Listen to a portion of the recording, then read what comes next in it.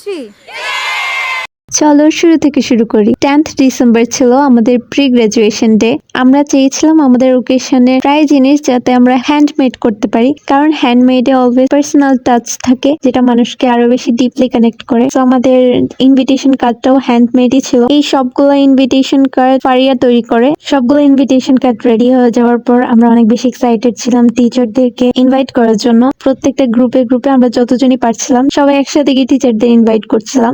Second যে জিনিসটাতে আমরা সবচেয়ে বেশি এফোর্ট দিই সেটা হচ্ছে টিচারদের গিফট। আমরা ট্রাই করেছি স্যার এবং ম্যামদের জন্য আলাদা আলাদা গিফট অ্যারেঞ্জ করার জন্য, তবে দুটো জিনিস ছাড়া বাকি সবকিছু কমন ছিল। প্রত্যেকটা টিচারদের জন্য আলাদা আলাদা ভাবে আমরা লেটার রেডি করি এবং প্রত্যেকটা টিচারের কোর্স অনুযায়ী কোড লাইন সিলেক্ট করে আমরা বুকমার্ক তৈরি করি। সাথে নোটবুক এবং কলম ছিল। আর ম্যামদের জন্য ছিল একটা সানফ্লাওয়ারের বিউটিফুল কিচেন এন্ড স্যারদের জন্য ছিল আতর। এখানে যে লাল এবং কালো পুটলিগুলো আছে ওগুলোর মধ্যে স্যারদের জন্য আতর ছিল। ফাইনালি 10th ডিসেম্বর চলে আসে এবং সকাল সকাল আমরা ভার্সিটির উদ্দেশ্যে রওনা হই। আমরা প্রত্যেকে কোনো না কোনো দায়িত্বে থাকায় কেউই প্রপারলি ভিডিওগুলো করতে পারিনি, কারণ আমরা অনলাইন থেকে অফলাইনে অনেক বেশি মজা করেছিলাম। বাস থেকে নেমে আমরা চলে যাই মেল ক্যাম্পাস। অ্যাজ ইউজুয়াল কোনো ক্লিপসই নেওয়া হয়। অনেক ঝগড়াঝাগড়ি, চুল ছেঁড়াছেড়ির পর ফাইনালি আমরা ডিসাইড করি আমাদের সেকশনের একটা ইউনিক কোড নেম রয়েছে যেটি হচ্ছে ইউনাইটেড স্নেকস। সো আমরা ডিসাইড করে আমরা অলিভ শেডের ড্রেস পরে আসবো যাতে আমাদের সবাইকে সবুজ সবুজ আলাদা ধরনের এক একটা কিউট কিউট সাপ মনে হয়। 4টা থেকে আমাদের ফটোশুট, ভিডিও, রিলস এগুলো তৈরি করা শুরু হয় এবং এটা চলে 10টা পর্যন্ত,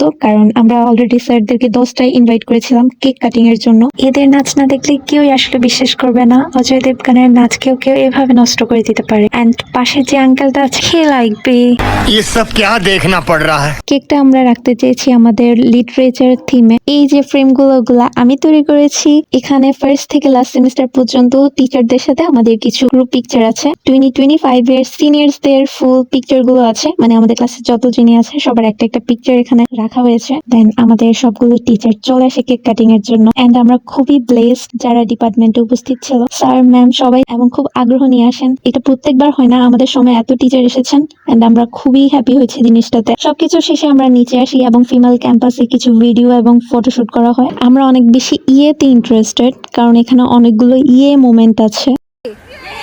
এখানে লেখালেখি আঁকাআঁকি চলছিল। Batch 43 section B. লেখালেখি আঁকাআঁকি করার পর আমরা চলে যাই বাসে। মেল এবং ফিমেল ক্যাম্পাসে আমাদের মোমেন্ট শেষ করে আমরা চলে যাই এফসিসির উদ্দেশ্যে।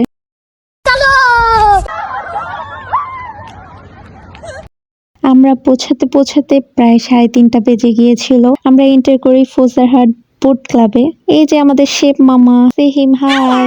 সকাল থেকে কিছু না খাবার সবাই অনেক বেশি ক্ষুধার্ত ছিল এবং গিয়ে খাবার অর্ডার করি। এই যে সকলের অবস্থা। এই হচ্ছে আমাদের শান্ত ভাই। হঠাৎ ওনার মনে পড়লো গ্রাজুয়েশনের পর উনি রাজমিস্ত্রির কাজে নিয়োগ দিবেন। যদি কেউ রাজমিস্ত্রির কাম করতে চায় 1200 টাকা হাজিরা পাইবেন।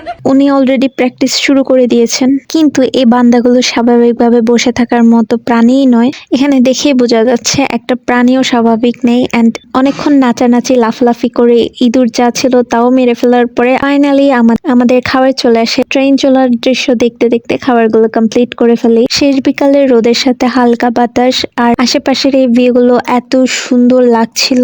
অলমোস্ট বিকাল একদমই শেষ হয়ে যায়, সন্ধ্যা হয়ে আসছিল। সো আমরা বাড়ি ফেরার জন্য প্রস্তুতি নিচ্ছিলাম। যেতে যেতে দেখি এখানে প্রমি আপু, ওনাকে আর ডিস্টার্ব না করে আমরা রিক্সায় উঠে যাই এবং এখানে শেষ হয়ে যায় আমাদের সুন্দর মুহূর্তগুলো। আশা করি এই দিনের স্মৃতিগুলো আমরা সারা জীবন খুব সুন্দরভাবে মনে রাখতে পারবো। সো টাটা, আল্লাহ হাফেজ।